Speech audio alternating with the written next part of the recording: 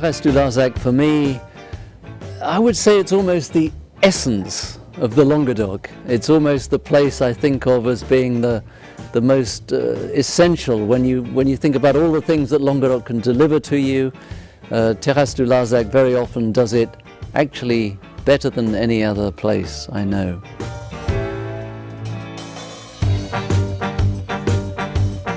Les Terrasses du Larzac, c'est clairement un vin sudiste, de par la typicité des différents cépages, Grenache, Carignan, Syrah, Mourvèdre, Cinsault, et tout ça étant porté, rehaussé, mis en lumière par ces courants d'air frais qui descendent du Larzac, qui dessinent une fraîcheur.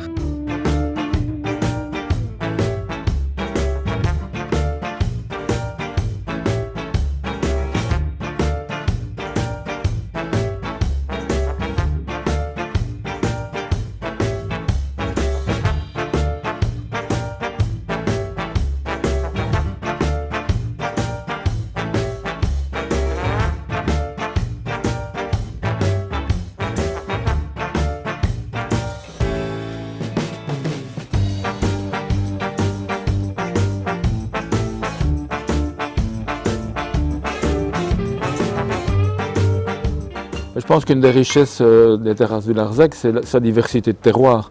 Et donc on trouve un peu tous les styles de vin. Et quand on fait une dégustation comme celle-ci sur 10 millésimes, eh bien, le même millésime peut être totalement différent d'un coin à l'autre, qu'on soit sur du schiste, du calcaire ou d'autres terroirs. C'est vraiment étonnant et très enrichissant comme expérience.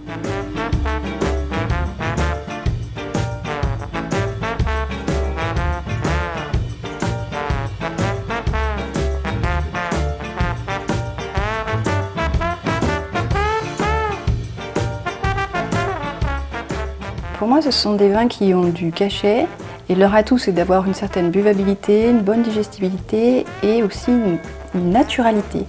Il y a une vraie recherche dans le terroir de biodynamie qui est tout à leur honneur.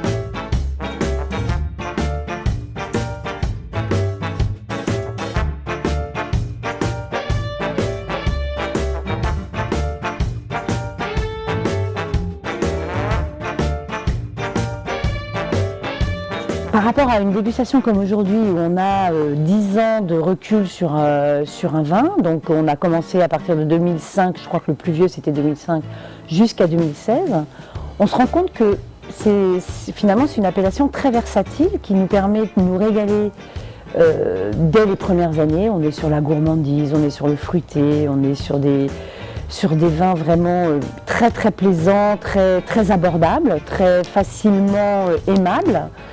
Et puis, si on prend le temps de les laisser un peu vieillir, on va arriver sur des notes un peu plus secondaires et tertiaires, des arômes de cacao, il y avait vraiment des très belles notes de chocolat, de mocha, quelques notes un peu animales.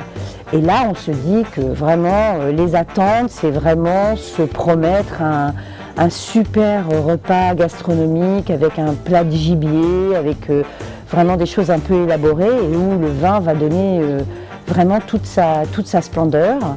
Et je dirais que c'est un peu deux vins différents qu'on va déguster, quoi. Un côté beaucoup plus accessible sur la jeunesse et puis vraiment un côté plénitude et vraiment grande gastronomie, grand plaisir avec des vins un peu plus âgés. Donc il faut effectivement acheter des Terrasses du Larzac et les attendre un peu dans sa cave.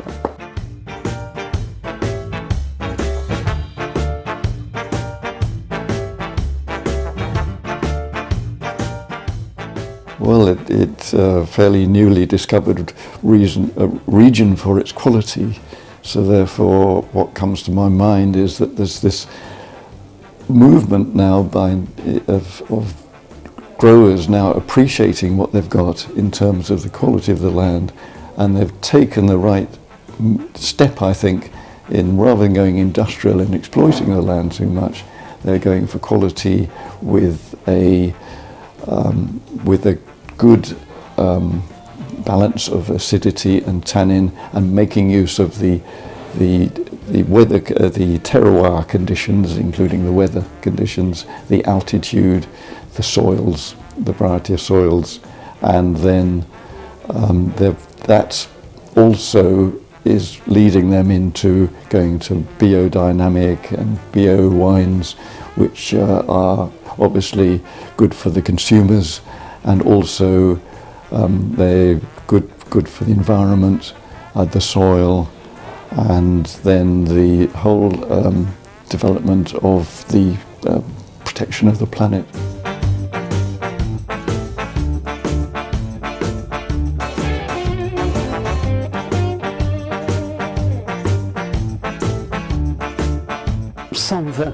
Dix propriétés, et je parlais de ça, et Olivier Julien disait ça bien mieux que moi, c'est un arrêt dans le temps, comme si les vins prenaient leur élan pour aller vers l'avenir, autour de 2011, 12, un peu avant pour certains, et Olivier résumait ça très bien, il a dit: le temps nous fait gagner en fraîcheur. Et ça, c'est très éloquent, très spectaculaire de constater ça, alors qu'on aurait pu s'imaginer que la question de la garde ne pouvait pas se poser, parce que justement, ces vins ne pouvaient pas franchir l'épreuve du temps. On a eu, hier et aujourd'hui, la preuve du contraire. S'ajoute à ça qu'en effet, c'est une appellation rapide, qui a, si je ne me trompe, c'est celle qui a mis le moins de temps à obtenir l'AOC.